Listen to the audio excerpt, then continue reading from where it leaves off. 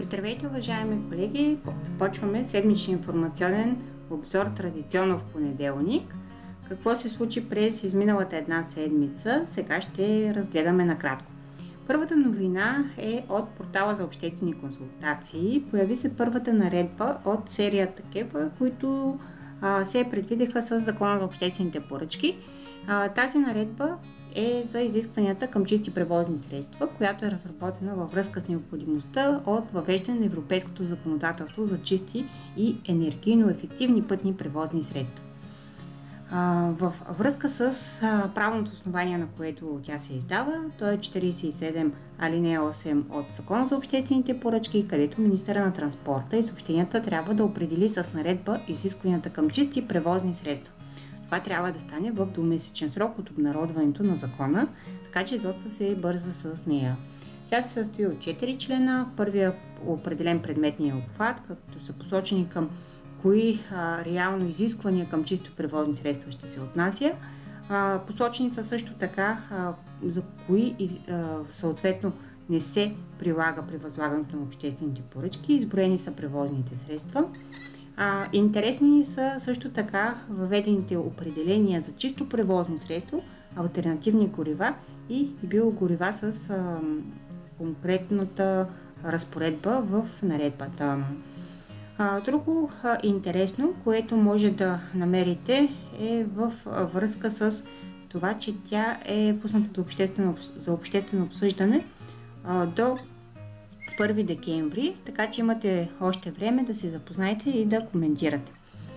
Следващата новина, която ви представихме, е в връзка с Агенция обществени поръчки и нейните експерти. Главният секретар на агенцията, както и експерти, взеха участие в есенната конференция на службата по обществени поръчки, която се проведе в периода от 7 до 8 ноември 2023 в Република Словакия. Фокуса на събитията беше обмяната на международен опит в областта на обществените поръчки и спецификите в чужбина, съобразени с местните пазари. Представена бе дискусия, в която взеха участие различни представители, които бяха и от Европейската комисия с презентация на последните решения на Съда на Европейския съюз. Представителите също така взеха участие в работно посещение за обмяна на опит и проучване на добри практики, прилагани от европейските директиви за възлагане в Унгария. Срещите се проведоха от 8 до 9 ноември 2023 година в органа по обществени поръчки и Агенцията за дигитално управление в град Будапеща. Така че натрупват опит в сферата и от чуждите държави.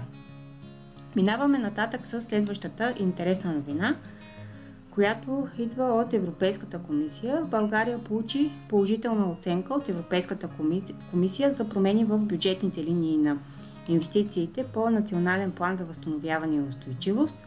С промените се отразяват от една страна намаленото безвъзмездно финансиране от Европейския съюз, а от друга се намалява риска от загуба на средства поради физическа невъзможност на изпълнение в рамките на периода на допустимост до август 2026 година. Редовното правителство започна работа по този процес от юли 2023 година, успя да навакса забавянето и ще го приключи в предвидения срок до тази година. Промените включват значително намаляване на финансирането на проекта за закупуване на системи за съхранение на електрическа енергия, както и забавените през последната една година инфраструктурни проекти в областта на железопътния транспорт, управлението на водите и биоразнообразието, държавната администрация и здравеопазването. 6 инвестиции отпадат от Националния план за възстановяване и устойчивост, като се оценява възможностите за тяхното финансиране от други източници, включително съответно оперативни програми, които има срок до допустимост до 2029 година. Още интересни новини от сферата на Министерството на финансите е, че той изпрати писма до всички общини за подаване на инвестиционни проекти по приоритети и направления на обекти за целево финансиране от държавния бюджет. Критериите за тяхното подаване бяха същите, както при предишната програма за целево финансиране на общински проекти, която беше одобрена през 2022 година.